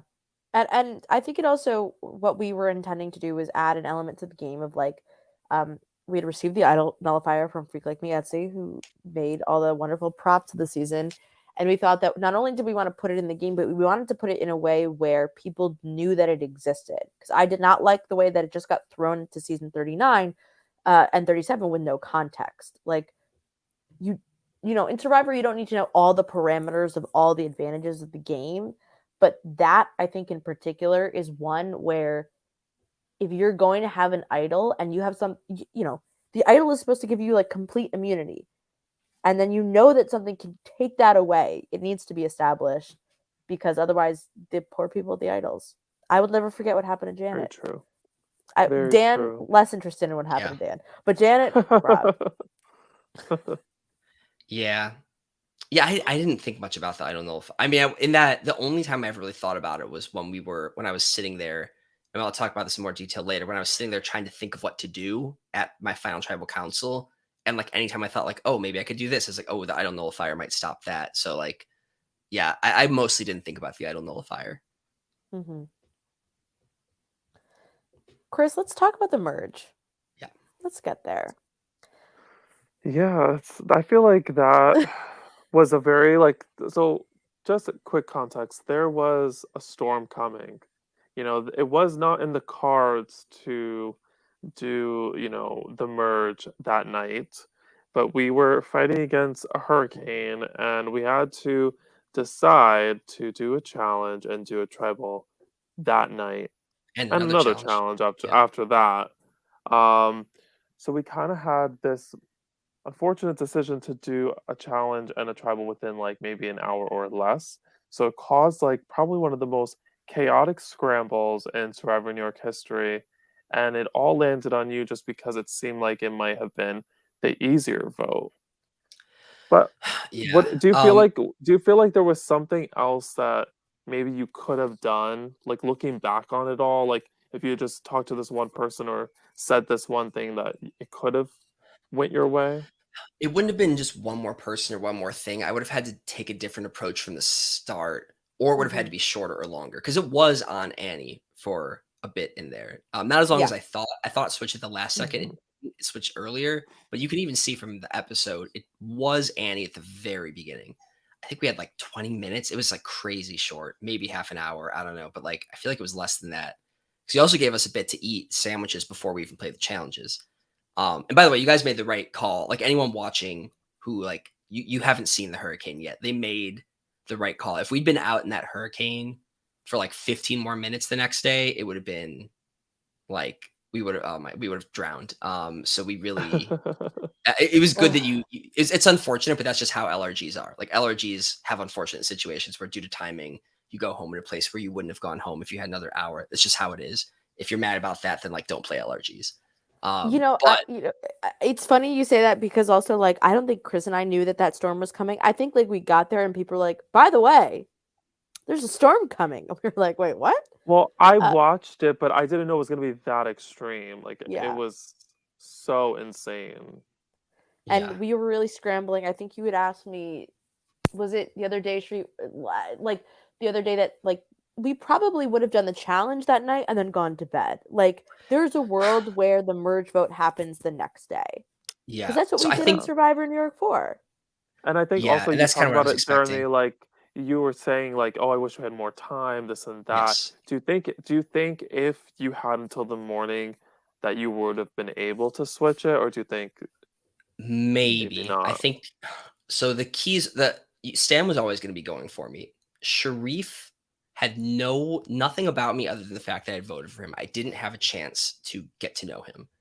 Having the whole night and like the morning while we're drinking coffee or whatever, maybe I could have gotten closer with Sharif. Also, maybe I would have just sort of like I was in such a scramble mode. We basically had to come up with a name and spend the whole 20 minutes like pushing that name because there wasn't time to stop. Like you need to have like the other tribe did switch and it was really chaotic and hectic for them to do that. And like the whole, as you saw in the episode, like they're just constantly like arguing. Is it Annie? Is it Jeremy? So we basically landed on Danny quickly. Veronica wanted it to be him, and I sort of was like, yeah, I don't know who else it would be. Like Danny, even though I liked him and I had good vibes from him on the swap, like I kind of didn't know who else it would be. And then I just spent the whole time trying to make that happen. If I'd had a second to breathe, maybe I would have been like, okay, like, is there a world where I could make the vote someone who, like, I don't have a good relationship with? Maybe I should take Tyson's words more seriously and go with my swap tribe. Or, like, maybe I could have more in depth conversations with Kristen and she'd have a chance to bring me in. Like, yeah, we don't know. Like, maybe I would have still gone home. But yeah, I don't have like when I think of the what ifs, I don't think of like, oh, what if I had more time? Because I was just never gonna have more time. My what if was more like in that moment where I had to make a quick decision. and I chose purple and Danny, and then spent the next 20 minutes pushing that. What I should have done is a quick decision to be like, sorry, Annie, I'm with Danny and Kristen. Everyone, let's just get rid of Annie, the easy vote, go to sleep, and then like I'll figure out my place tomorrow. Which, like, Well, at least one episode further, like Stan was a purple and he voted in the majority. So like I could have been a purple who voted in the majority too. I don't know. yeah, I think it's a fair point, and Chris, I'm wondering how you feel about this. I also feel like, and this is not to say that I think that Veronica sunk your battleship, but I think that I love them all very dearly. You didn't have the time to really strategize with Veronica. Veronica saw what she wanted to do, and that was that. Julia is Julia. I love her. Her decisions are all over the place, as we've seen episode after episode. She thinks about something and then thinks about 10 different options, and you never know what she's actually going to do. And Annie, I don't think had a lot of like respect amongst her peers. I think that people, the same way where we saw Kristen and Robin trying to get Annie out and everybody ignoring their wishes, we saw, I think, with whatever Annie wanted to do. Annie was sick of being the name being put out there. And she didn't really even realize, as she says, she doesn't even realize it's not her until tribal council. Like Annie didn't have a lot of agency in this moment in time. So you're allied with three people who are like so kind of fractured and all over the place, even though you're all together. I think it's almost Yeah. like it was like the sunk cost fallacy. It's like, I'm going to stick with these people that I know. But I think everyone was kind of like not making any good progress. I think that's a in that great group. point, Naomi. Like Yeah. totally, like so true. And I think that goes back to what you said, Jeremy. You should have just stayed with the swap tribe. But the thing is, he didn't know. He didn't know how fractured that group was. Like seeing them go to all those tribal councils back to back. Like Veronica's the stern one. Annie's just kind of gonna go with the flow, and then Julia's just like all over the place. And then, to be honest, you don't see it in the episode, but the reason Julia votes for Danny is because she wants your jury vote, and she really believes that she'll be in the end. So that is the reason why she votes for Danny. Interesting. Legend. Well, I'm not going to say anything more on that. But No, yeah, we're gonna. But I Yeah. think that's really funny. Why does she vote out Edsel instead of Sharif? Because she thinks that She Edsel's didn't a say jury vote for anything. Stan. That was Oh, so well, that's funny. true. Are we cutting this all out? No, well, but No. because Okay, yeah, there's no, we don't know who makes the finals. But Yeah. the idea of thinking about, I'm gonna go to the finals with Stan, and so I need to remove as many jurors who will vote for Stan as possible. Oh wait, Edsel's on the jury. Yeah, everyone's coming Yeah. for me for like overthinking like 20 steps Yeah. ahead. I guess I was saying it out loud. But that's the thing. That's the thing that's so absurd. Like, oh, schemy Jeremy, like thinking, oh, that's a good picture. I've got Like, it. I've got it still in yeah, here. like schemy Jeremy, thinking ahead, like, okay, Wait, I missed the sorry, I picture. Put trusted it my back. starting tribe so much that I was telling Oh. them, yeah, this funny.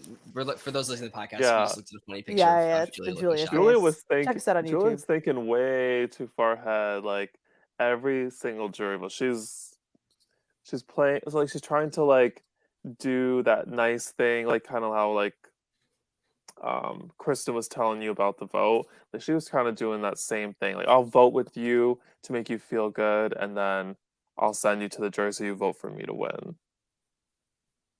Yeah. But we'll see if it works. We'll see. We'll see. Yeah, we'll see. I should have gone with the others, and it's not a mistake I've made in future live reality games. I But- have much more taken to heart because sometimes like you overcorrect from an LRG, and like the thing that you switch to like ends up being bad, and you go too far in the other direction.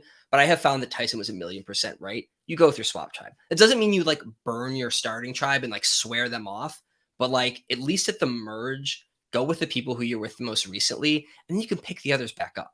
Like if Yeah. I had agreed to vote out I Annie, agree. it doesn't mean me and Veronica are done together. Like No, not at all. eventually the tribal lines are going to break down completely, and then those early bonds can come back in. Or like maybe, and I would have never considered this. This isn't even like a realistic thing I would have done. But like maybe I should have gone for Veronica. Maybe I should have talked to, because I guess a lot of people are also worried. Oh, Jeremy and Veronica are a clear power duo. We have to get rid of one of them. And if I was just like, I'm down to get rid of Veronica, like purple's a sinking ship, I want to go with you guys, I don't know how that would have played. Maybe it would have been like, oh, he was willing to cut his number one. Like, I don't know. But like, yeah, like I should have at least for one vote gone, just been, I'm in the majority. I'm not going to try to push anything in any direction and then like pick up the pieces the next morning. I want to ask you about, again, circle back to Kristen, but in the context of Kristen, and I can see how much it troubles her. She like sort of gave her word that she wasn't going to vote for you, and then she walks away, and then everyone shows up and is like, by the way, the plan's Jeremy, and she's like, I just told him I know. I wasn't doing that. That was really sweet. Yeah, she went That through was a really lot. nice to see her say that. Did you know, I think, first of all, kind of how much the other Green Tribe members put her through, but also at the same time, like, how much potential was there for Annie to go home if maybe you would push it, or if, like, I guess the Kristen of it all is really what I'm asking about, you know? I guess, yeah, they were right to keep it from her. I don't think they were doing it deliberately to prevent the word from leaking to me, because I really don't think they thought she was talking to me. But yeah, that's another thing. She literally told me when we were like about to go into silence mode. That was Yeah. like the last word out of her mouth before you told us we all had to be quiet. And then I just spent like the next little bit like looking at her like for real, and she's like, nodding. Um, and if I'd heard a little sooner, maybe I could have had the thought, okay, well, as long as it ain't me, let me just go walk up. And that's why I said that to Danny at the end. It was true. I was like, if we had a little bit more time, maybe it would have been different. Cause yeah, like I really thought when I was trying to beg Julia to play the idol earlier, I thought I was trying to beg her to play it on Annie because Kristen was telling me. So like that was why I was so sure, because I was like, I have intel from the Majority Alliance. I have intel from Kristen, who was in fact in the Majority Alliance, that it's Annie. She told me it's 100%, and I was correct to believe her because as we saw in the episode, she believed she was telling the truth.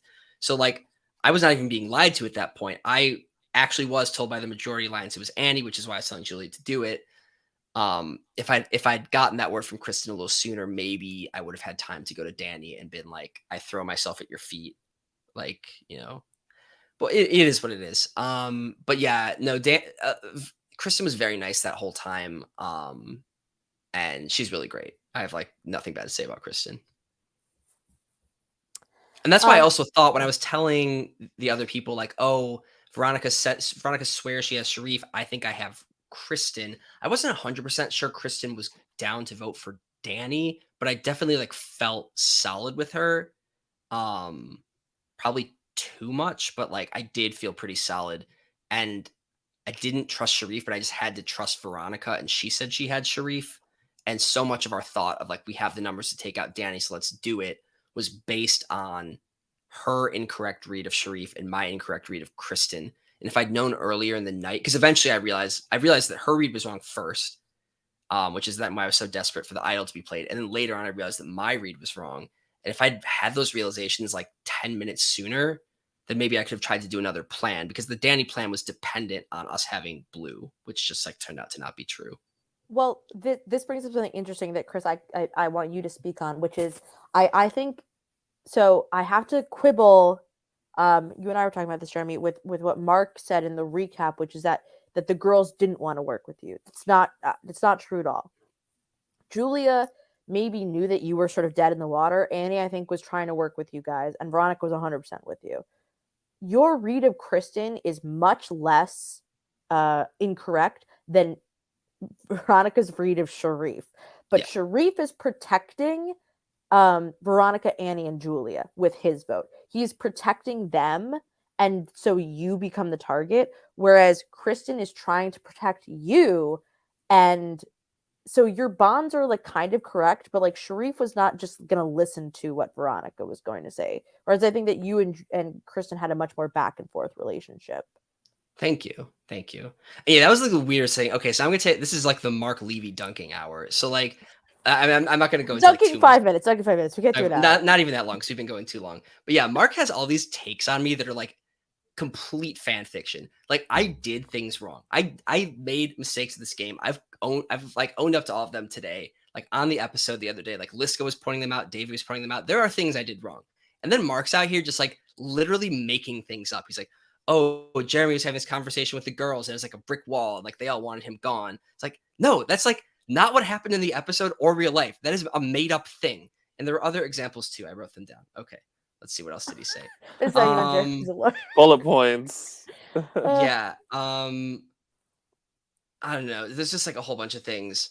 It's like I don't know, and like talking about how like he made a Hail Mary to save himself and it didn't work. Like no, I like said in the episode that like I was doing it to like spread all the information and to try to like give like I didn't think I was gonna survive in that last speech, and we'll get into that later.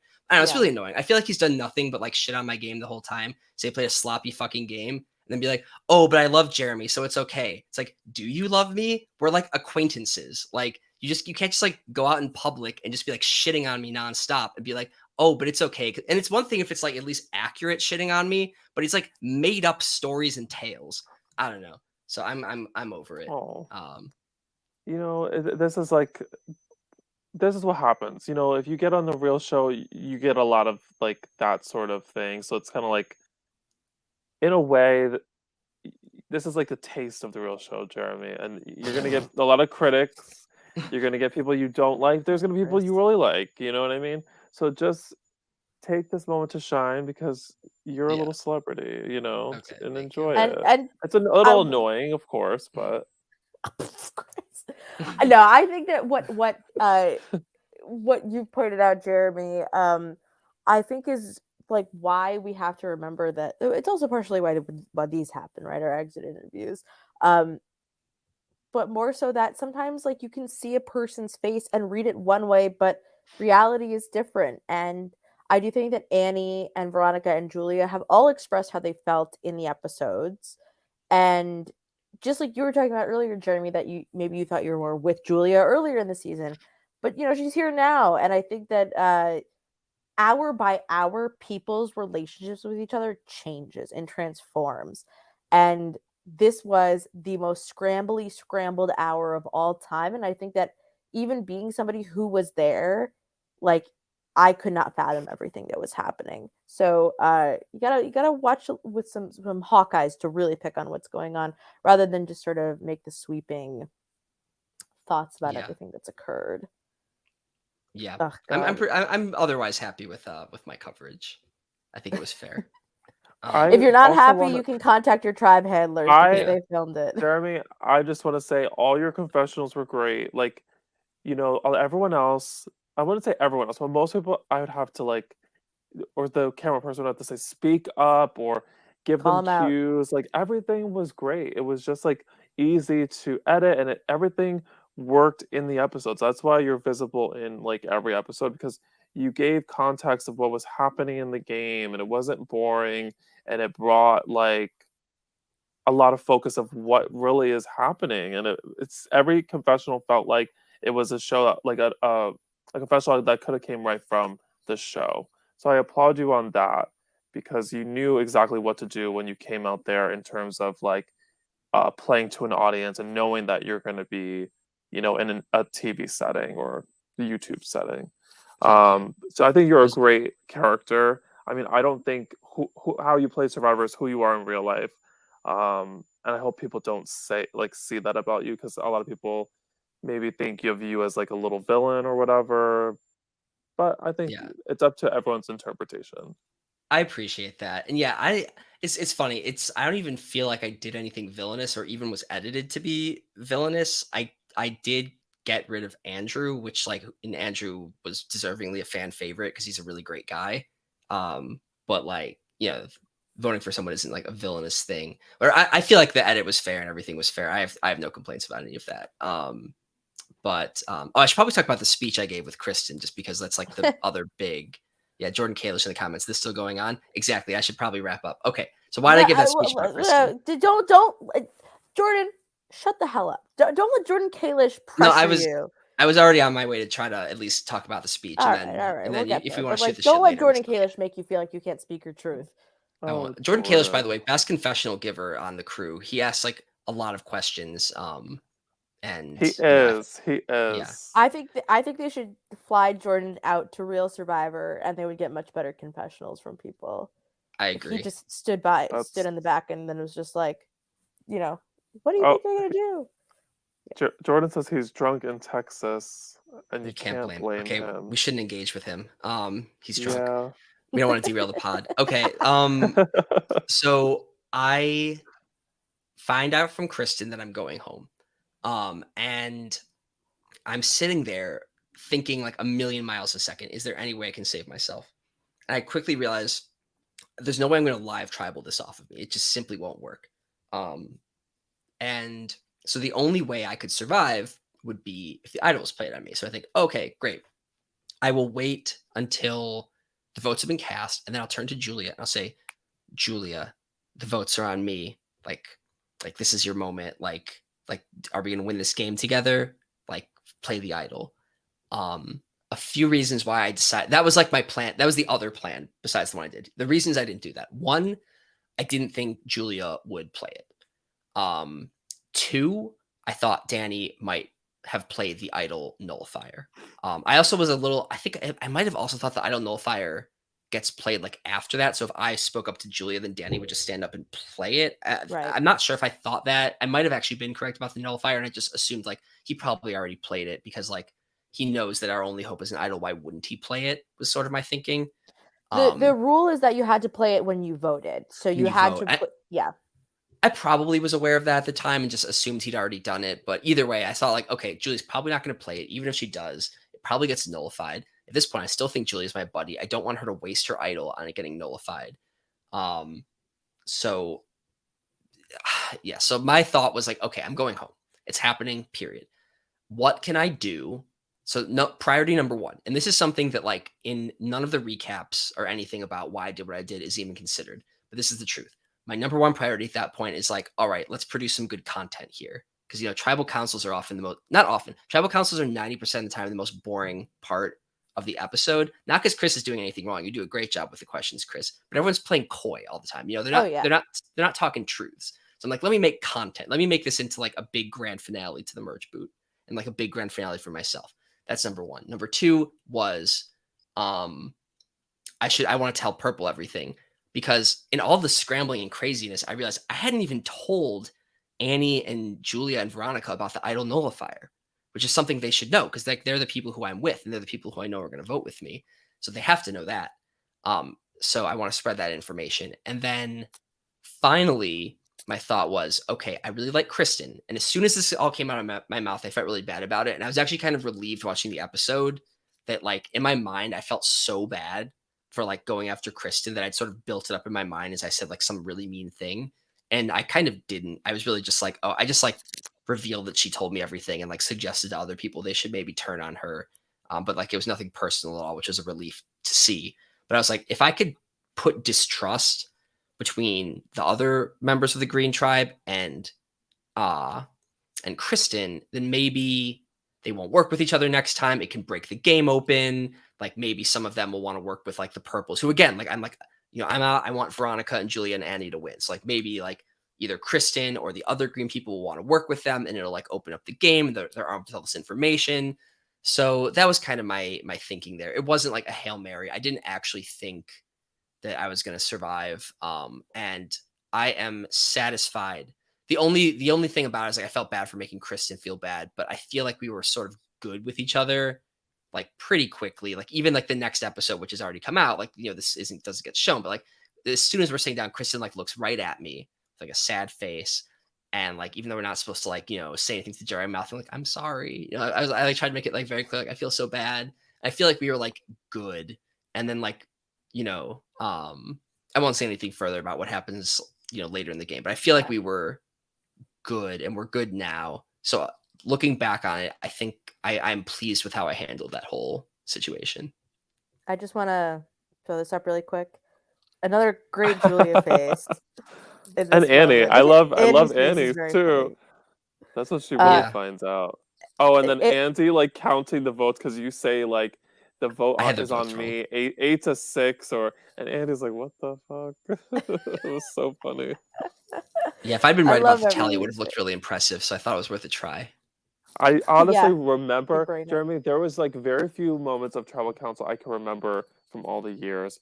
But I remember opening that question to you, and the first thing you said has stuck in my head since that night. And it was like, I'm the vote, Chris. And you just say it so stern and so strong. And it kind of like shook me for like a moment because I was just like, oh, everyone's like you said, everyone's been saying so many coy things, and then you just start with that right off the bat. I was like, wow, that's like so unexpected, and it has stuck to me to this day. Oh, I remember I'm glad. exactly like the temperature. I remember the voice pitch. It was really, really cool in a way for me. Yeah, I thank you. I was really worried watching it was gonna be super cringy, so I was, like, very pleased with how not cringy it was. A little bit, No, it of wasn't course. A no, it wasn't cringy. I thought it was Yeah, very like Survivor, like going down, but you're gonna go down, you know, in yeah. a glorious chaos. Yeah, I spent the first half of that, like, thinking a million miles a minute, "How can I save myself with an idol?" I realized that wasn't happening, and I spent the second half of Tribal being like, "Okay, what's, like, the most interesting speech I can give?" And, yeah, that's that.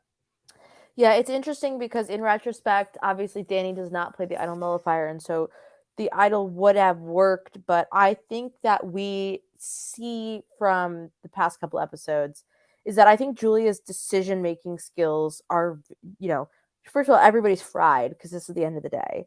And Julia's just been through like 3 really rough tribal councils, and then for everything to really get turned on her head because I think what you're saying is valid, but it's also going to piss like if she puts the idol on you, it's going to piss off Stan probably because Stan wants you to go. Um, it keeps that relationship in the game of Veronica and you, which I think she had always thought about as like a what do I do with this relationship? And in some ways, it doesn't guarantee you any momentum forward because then it's you four, let's say the Iona four, uh, maybe Kristen kind of against the rest of the world. Well, it's 10 people. So in some ways, but I think that Julia just didn't have enough time to think about like what are the pros and cons of playing my idol on this person. And she was not, I think, gonna get the gut feeling in time to So, maybe play Naomi, it is on what you. is what you're saying that you think Julia should have more time to think about whether to play the idol or not? Is that what you're suggesting? Am I saying that Mother Nature is a cruel bitch? Yes, I am.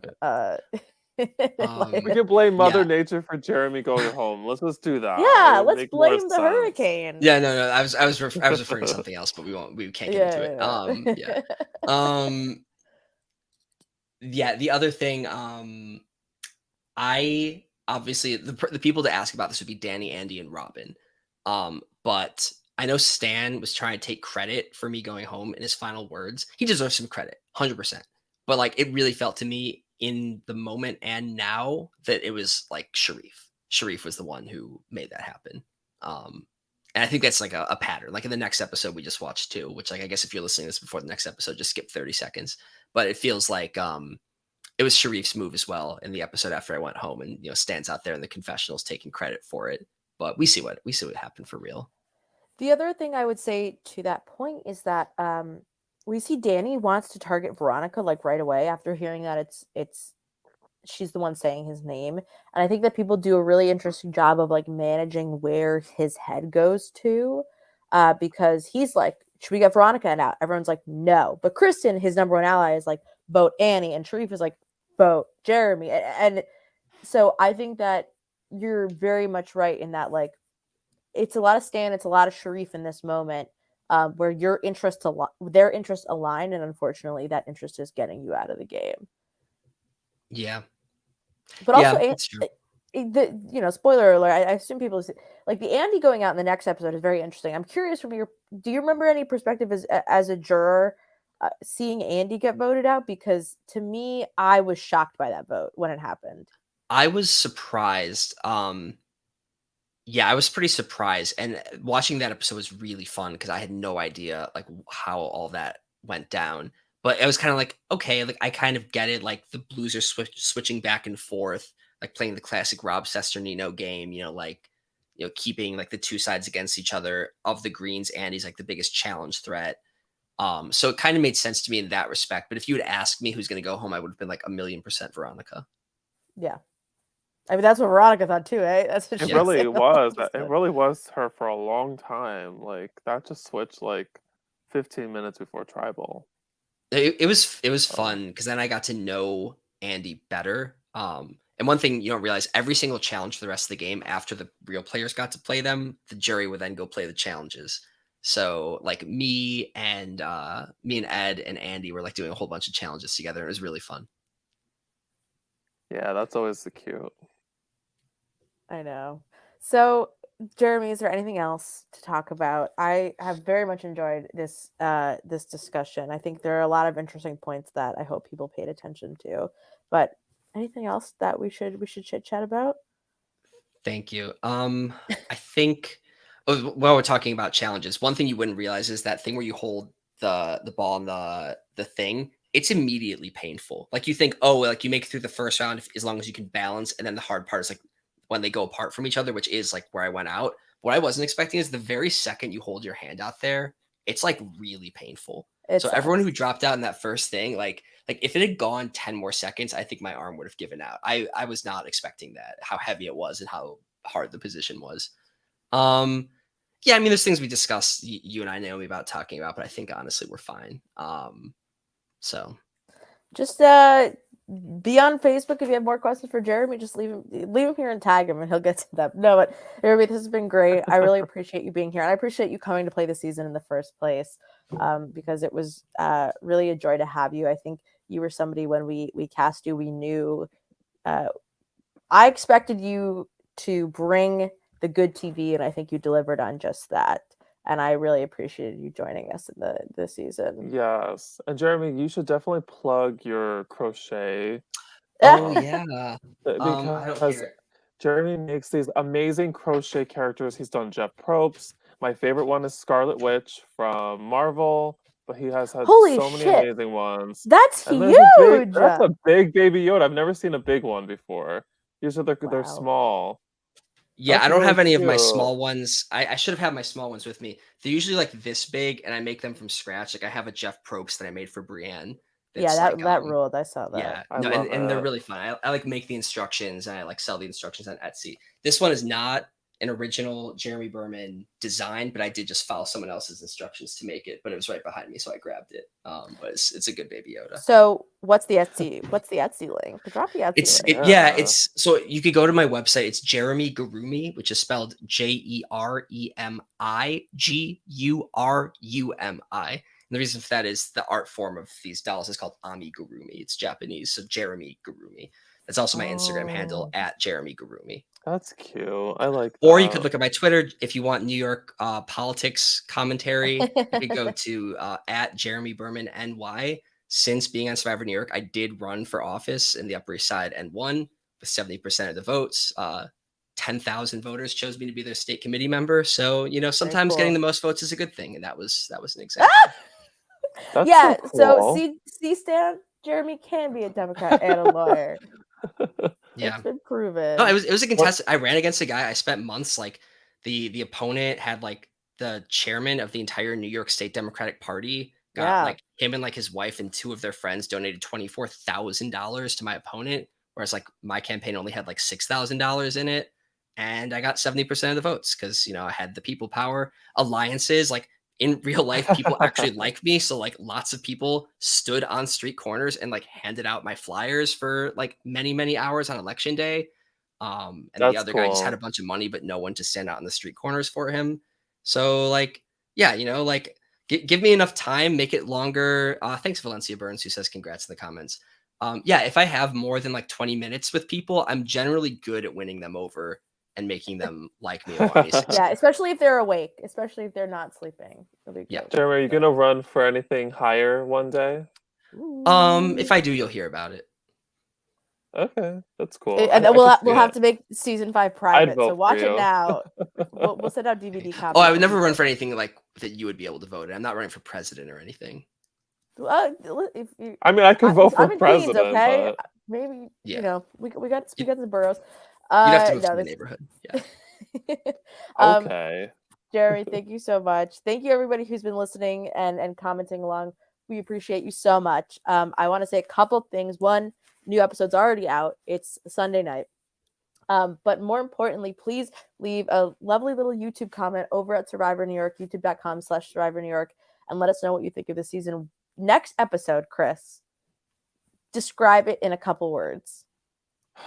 That is chaotic, cringy, and insane, literally Insane. insane. It's just like tribal council is long, but it is worth it. Yeah. The reason why it's long, it is crazy. It's crazy. So make sure you tune in. YouTube, Instagram, Facebook, TikTok. Chris, I deleted TikTok from my phone, but I assume you're still making them. I saw your story. I was like, "What the hell? You better get on back on TikTok. You're gonna be way I was on behind in TikTok till life." like 4 in the morning. I had to delete it. I was like, I'm destroying my brain. I need to leave. But I no, we're on TikTok. Follow us there. And keep your eyes out for season 7 casting. I'm just saying it now. Keep your eyes open. At all hours of the day. It might Yeah. happen. Thank you, Jeremy. Thank you so much for being here with us. And Thank you guys. Thanks good for night, making the best everyone. game ever. Aw. Oh.